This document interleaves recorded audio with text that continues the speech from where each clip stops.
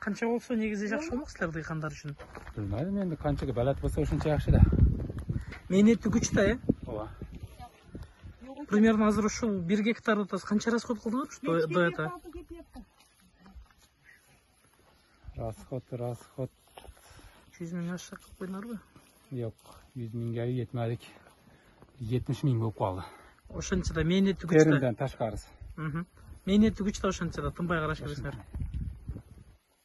Расход ошончо у вирус чаптырып Шуда. кылгандары эм ошончо да жардам салып чаптырыш эм Моно күнүгө фотоға 1000 болуп калган да. А бүгүн канча сомдон тердирип атасыздар?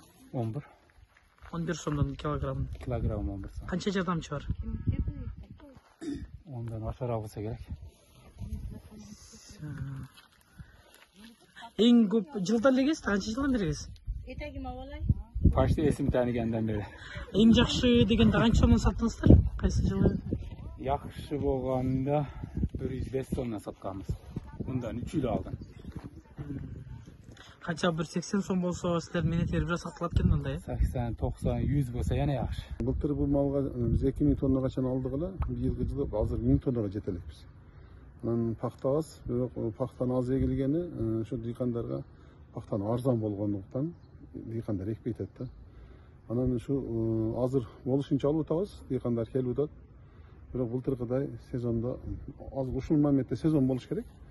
Октябрь айында ушул азыр көрүп атасыңар, эч кандай пакта кириши аз болуп атат да. Бирок биз азыр основной түрктөр менен договор кылабыз, түрктөргө сатабыз. Ошо чыккан сырыбыз түрктөргө алат. Биз договор кылдык, ошо элден эртерээк аракет кылып кутулушка, анан түрктөр менен сурандык. Пактар кайсы малды болсо да алып кете бересиңер, сыйрамай турат. Биз сами кылган дыйкандардан кутулайлы дедик.